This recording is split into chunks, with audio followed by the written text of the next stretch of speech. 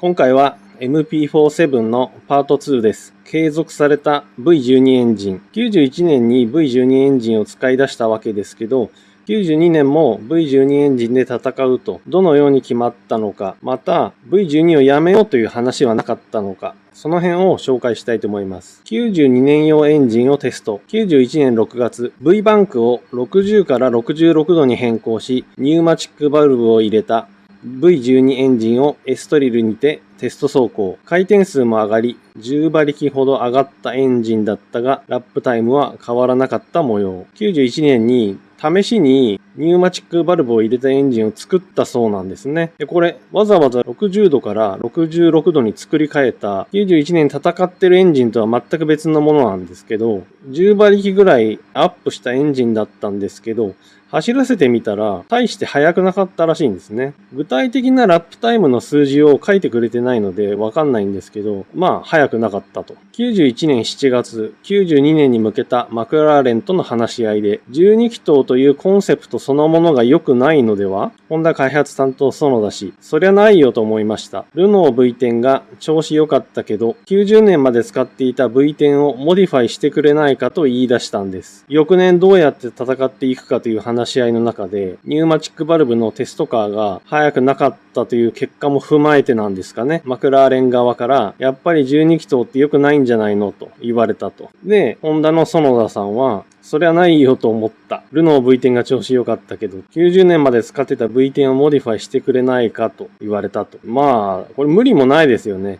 91年7月ってもうマクラーレンがウィリアムズに負け出した時ですよね。なんでマクラーレンとしてはやっぱり12気筒じゃ勝てないんじゃないのかって考えるのは無理もないですね。本田宗一郎さんはやはり12気筒に夢を持っていました。91年に12気筒で勝ったのを見て喜んでいた。そんな時に10気筒に戻すなんて誰が言い出すんだと。このマクラーレンとの話し合いは91年7月だから、本田宗一郎さんはまだ存命の時ですね。なんで V12 で勝ってるのを見て喜んでいたと。そんな時に戻せないと。まあこれは本田宗一郎さんの意向と、あと経営陣というか上の人たちもおそらく同じ考えだったと思うんですね。まあこれは前にも紹介した通りですね。で、ここで非常に重要な話がV10 と V12 どっちがいいんだというサーキットシミュレーションをマクラーレンとうちの技術計算スタッフでやりました。モナコとハンガリー、あと一つぐらいは10気筒の方が速い。でも、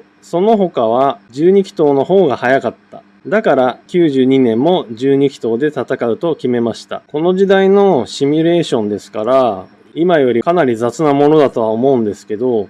まあ、マクラーレンとホンダが一緒になって計算したんだから、入念な計算をしてるとは思うんですけど、2つか3つ10気筒が速いだけで、後のサーキットは12気筒が速いっていう結論を出したって言ってますね。これは突っ込みを入れざるを得ないですね。この当時の計算でもそういう風にならないと思うんですけども、91年、ルノー RS3 エンジンの最高回転数は 14,500 回転。ホンダ RA121E は最終バージョンでも 15,000 回転。その差は500回転しかない。わずかなアドバンテージ。マクラーレンとの話し合いがあった7月は、イギリス・ドイツ GP の高速コースでルノー V10 に惨敗したタイミング。V10 に戻すべき証拠が出揃ったのに継続を決定。そもそも V12 の利点っていうのはエンジンが高回転まで回せるからパワーが出るって理屈ですよね。ですけど、この年のルノーのエンジンっていうのは 14,500 まで回ったらしいんですよ。で、この年のホンダの V12 RA121E は最終バージョンでも 15,000 回転。たった500回転しか差がないんですね。高回転まで使えて有利というはずなんですけど、でもそのアドバンテージはたった500回転なんですね。で、まあこの理屈はまあちょっと置いといて、先ほども言った通り、このマクラーレンとの話し合いがあったこの7月は、ちょうどイギリスグランプリ、ドイツグランプリの頃なんですね。で、この2つのコースは高速コースですよね。で、ウィリアムズのマンセルにマクラーレンは大敗しましたよね。全然叶わなかった。高速コースで勝つための V12 エンジンと言ってもいいのに、その肝心のイギリス、ドイツで全く勝てなかったわけなので、先ほどのシミュレーションをするまでもなく、現実として V12 でも V10 に勝てないというもう証拠があるのに継続をやっぱり決めたんですね。どうもここが納得いかないですね。V12 で行く代わりに、マクラーレンの要求は全て飲もうと決めました。軽くしろ、重心位置を下げろ、全長を詰めろ、排気系のシルエットはミニマムにしろと。我々の持っている全ての技術を結集して、バンク角を75度に広げたエンジンを作り直したんです。翌年も V12 で行く代わりに、マクラーレン、要するに車体側の要求を全て飲むと。で、それを全部取り入れて作り直すと決めたわけなんですけど、っていうことは、これまだ91年の話ですから、91年戦ってる RA121E がすごい苦戦してるのに、それを改良しながら92年用のエンジンを作り出したってことですね。だから91年は2つの V12 エンジンを作ってたんですね。翌年は勝つために新しいエンジンに挑戦したとも言えますけども、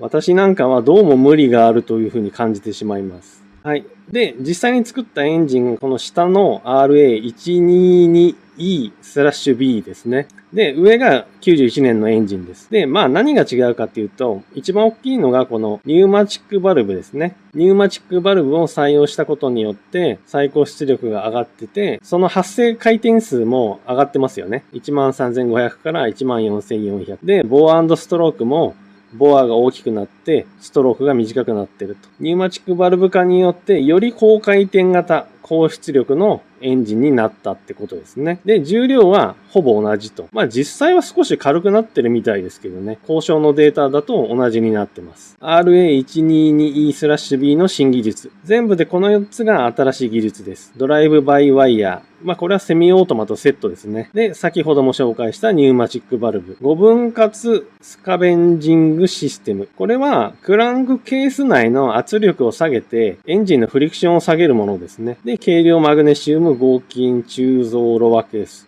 これエンジンの軽量化に貢献ってことですね。なんで、先ほど園田さんが言っていた通り、ホンダの持てる技術を全て投入したわけですね。で、実際にこのエンジンがデビューしたのが、92年第3戦ブラジルグランプリで MP47 と共にデビュー。セナ、旧型エンジンよりもパワーダウンしてると指摘。新技術のエンジンなのに、ホンダの持てる技術を全て投入したエンジンなんですが、デビュー戦でセナはこう言ってますね。旧型エンジンよりパワーないと。おかしいですよね。新しい技術を結集したエンジンなのに。どうしてかというと、パワーダウンの理由。初期トラブルでニューマチックバルブのエアスプリングに組み込んだシールリングが破裂。マグネシウムロアケースの車体結合部のスタッドボルトの折れが発生。ホンダ園田氏。それで前半は計画通りのパワーを出せませんでした。回転を抑えていた面もあれば、パワーを出す開発が遅れていた面もあります。初期トラブルで結構重大な故障が起きてたので、開発が進まなかったんですね。なんで、シーズン前半はパワーを抑えていたと。で、パワーを出す開発そのものも遅れていたと。新しいエンジンなのでトラブルが出るのは当然のことだとは思うんですけど、この91年も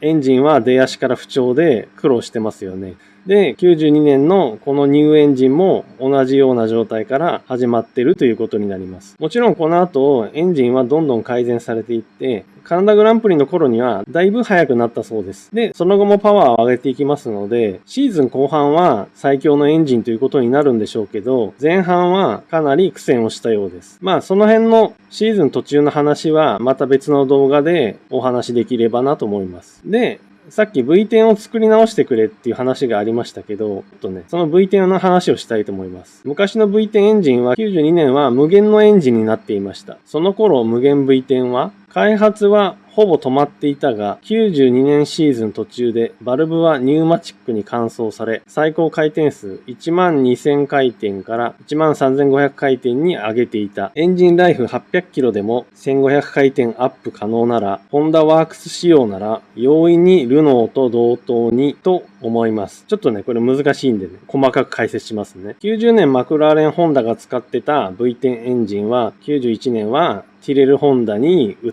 て、で、92年はこの無限ホンダ V10 として走っていました。無限はホンダワークスじゃないので、チームからお金をもらってエンジンを出してます。なので、コストにも限りがあるわけですね。ワークスホンダみたいに大金は使えないので、限られた予算の中でしかエンジンは改造できないんですけど、それでも92年、ニューマチックバルブに変えたらしいんですね。で、そしたら、13,500回転まで上がったと。で、数字は書かれてなかったんですけど、ちゃんと馬力も上がったらしいんですね。で、そう、これはワークスエンジンじゃないので、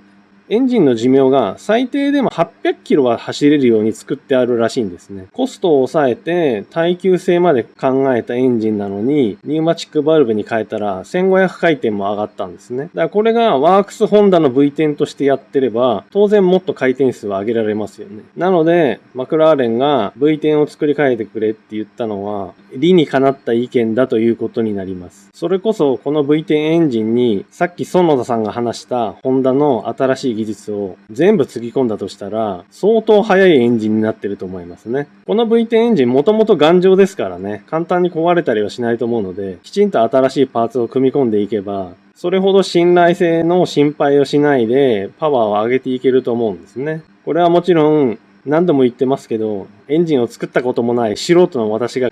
勝手に推測していることなので、ホンダの関係者の皆さんが見て怒ってたらすいません。私の個人の意見なので許してください。はい。ということで、まあこんな感じで92年の V12 続投。エンジンそのものは違うけど、また V12 で行くという流れがあったということになります。シーズン途中の話はまた別の動画でお話ししたいと思います。いつもね、たくさんの方コメントくれてありがとうございます。全部お返しできなくてすいません。なるべくコメント返信してるんですけど、大変助かります。高評価も押していただいて大変励みになります。チャンネル登録者もね、どんどん増えてくれてて非常に嬉しいです。前にも言いましたけど、何しろ今年はいっぱい動画作ろうと思ってますので、はい、よろしくお願いします。